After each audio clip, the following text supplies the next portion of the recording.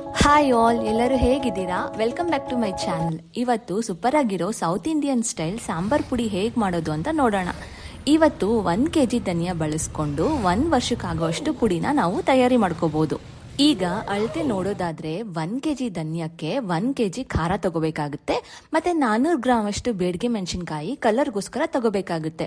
ಇಲ್ಲಿ ನಾನು 1 kg ಧನಿಯಕ್ಕೆ ಅರ್ಧ kg ಖಾರದ ಮೆಣಸಿನಕಾಯಿ ಮತ್ತೆ ಅರ್ಧ kg ಮಣಿಕಟ್ ಮೆಣಸಿನಕಾಯಿನ ತಗೊಂಡಿದ್ದೀನಿ. ಮತ್ತೆ 400 ಗ್ರಾಮ್ ಬೇಡಿಗೆ ಮೆಣಸಿನಕಾಯಿನ ತಗೊಂಡಿದ್ದೀನಿ. ಈಗ ಅಳತೆ ನೋಡೋದಾದ್ರೆ ಎಲ್ಲಾ ರೀತಿ ಕಾಳುಗಳು 1/4 kg ಅಳತೆಲಿ ಬೇಕಾಗುತ್ತೆ. ನೋಡಿ, ಇಲ್ಲಿ ತೊಗರಿಬೇಳೆ, ಹೆಸರು ಕಾಳು, ಉದ್ದಿನ ಬೇಳೆ, ಕಡಲೆಕಾಳು, ಅಕ್ಕಿ, ಜೀರಿಗೆ, ನಾನು ಇದನ್ನ 1/4 kg ಅಳತೆಲಿ ತಗೊಂಡಿದ್ದೀನಿ. ಮೆಂತ್ಯ ಸ್ವಲ್ಪ ಕಮ್ಮಿ ತಗೋಬೇಕಾಗುತ್ತೆ. ಇಲ್ಲಿ ನಾನು ಎಲ್ಲಾ ಕಾಳನ್ನ ಪಾವ್ ಲೆಕ್ಕಾಚಾರದಲ್ಲಿ ಅಳತೆ ಮಾಡ್ಕೊಂಡಿದ್ದೀನಿ. ಅದೇ ಪಾವಲ್ಲಿ ಒಂದು 1/4 ಪಾವಷ್ಟು ಮೆಂತ್ಯ ತಗೊಂಡಿದ್ದೀನಿ, ಒಂದು ಅರ್ಧ ಪಾವಷ್ಟು ಮೆಣಸು ತಗೊಂಡಿದ್ದೀನಿ, ಮತ್ತೆ 1/4 kg ಸಾಸಿವೆ, 1-2 ಸ್ಪೂನ್ ಹುರಿಗಡಲೆ, 100ರಿಂದ 150 ಗ್ರಾಮ್ ಆಗುವಷ್ಟು ಅರಿಶಿಣದ ಕೊಂಬು, ಮತ್ತೆ 1-2 ಸ್ಪೂನ್ ಆಗುವಷ್ಟು ಲವಂಗ ಮತ್ತೆ ಚಕ್ಕೆ ತಗೊಂಡಿದ್ದೀನಿ. 150 ಗ್ರಾಮ್ ಗಸಗಸೆ ತಗೊಂಡಿದ್ದೀನಿ. ಸೊ 1/4 kg ಮೆಷರ್ಮೆಂಟ್ ತುಂಬಾ ಕಷ್ಟ ಆಗುತ್ತೆ ಅಳ್ಕೊಳ್ಳೋಕೆ. ಅಂದ್ರೆ ಯಾವ್ದಾದ್ರು ಒಂದು ಪಾವ್ ಲೆಕ್ಕಾಚಾರದಲ್ಲಿ ತಗೊಂಡ್ರೆ ಆಗುತ್ತೆ. ನೋಡಿ, ಈ ಪಾವಲ್ಲಿ ನಾನು ಅಳತೆ ಮಾಡಿದ್ದೀನಿ. ಇದರಲ್ಲಿ 1/4 kg ಕರೆಕ್ಟಾಗಿ ಬರುತ್ತೆ. ಸೊ ಅದಕ್ಕೆ ನಾನು ಎಲ್ಲ ಮೆಷರ್ಮೆಂಟ್ನು ಅದೇ ಪಾವ್ ಲೆಕ್ಕಾಚಾರದಲ್ಲಿ ನಾನು ತಗೊಳ್ತಾ ಇದ್ದೀನಿ. ನೋಡಿ, ಈಗ ನನ್ನ ಮೇಲೆ ಹೇಳಿದ ಎಲ್ಲ ಕಾಳುಗಳು ಈ ಪಾವಲ್ಲಿ ಅಳತೆ ಮಾಡಿ ತೆಗೆದಿಟ್ಕೊಳ್ತಾ ಇದ್ದೀನಿ. 1/4 kg ಜೀರಿಗೆ ಪ್ಯಾಕೆಟ್. ನೋಡಿ, ನಾನು ಮೊದಲೇ ಹೇಳಿದಾಗೆ ಮೆಂತ್ಯನ ನಾನು ಈ ಪಾವಲ್ಲಿ ಒಂದು 1/4 ಭಾಗ ತಗೊಳ್ತಾ ಇದ್ದೀನಿ. ಮೆಣಸು ಅರ್ಧ ಪಾವ್ ತಗೊಂಡೆ, 150 ಗ್ರಾಮ್ ಆಗೋಷ್ಟು ಗಸಗಸೆ, ಮತ್ತು 150 ಗ್ರಾಮ್ ಅರಿಶಿಣದ ಕೊಂಬು, ಮತ್ತು 1-2 ಕಡ್ಡು ಕರಿಬೇವು, ಮತ್ತು 1-2 ಸ್ಪೂನ್ ಫ್ಲೇವರ್ಗೋಸ್ಕರ ಚಕ್ಕೆ ಮತ್ತು ಲವಂಗನ ತಗೊಂಡು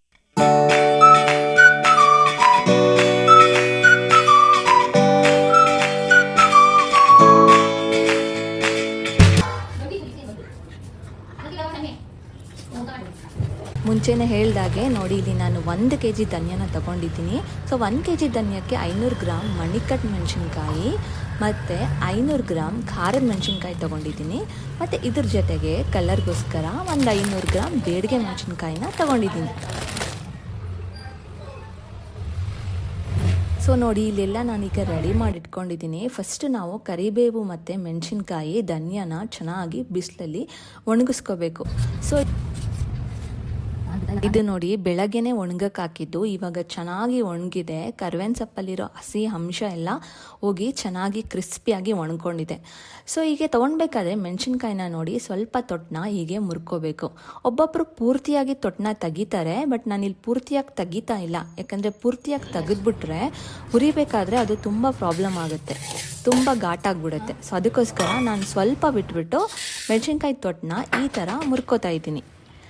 ಈಗ ರೆಡಿ ಮಾಡ್ಕೊಂಡಿದ್ದ ಎಲ್ಲ ಐಟಮ್ನ ನಾವು ಒಂದು ಬಾಣಲಿಲಿ ಹಾಕ್ಕೊಂಡು ಒಂದು ಚೆನ್ನಾಗಿ ಫ್ಲೇವರ್ಫುಲ್ ವಾಸನೆ ಬರೋ ತನಕ ಚೆನ್ನಾಗಿ ಹುರ್ಕೊಳ್ಳೋಣ.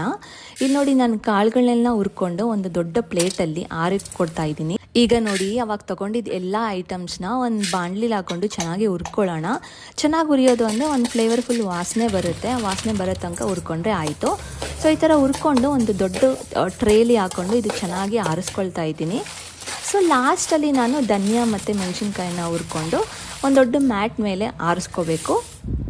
ಸೊ ನೋಡಿ, ಇಲ್ಲೆಲ್ಲ ಹುರ್ಕೊಂಡು ಇದು ಚೆನ್ನಾಗಿ ಇವಾಗ ಆರ್ಕೊಂಡಿದೆ. ಆರ್ಕೊಂಡಾದ್ಮೇಲೆ ಮೆಣಸಿನ್ಕಾಯಿನ ಸ್ವಲ್ಪ ಕೈಯಲ್ಲೇ ನಾವು ಬ್ರೇಕ್ ಮಾಡ್ಬೋದು.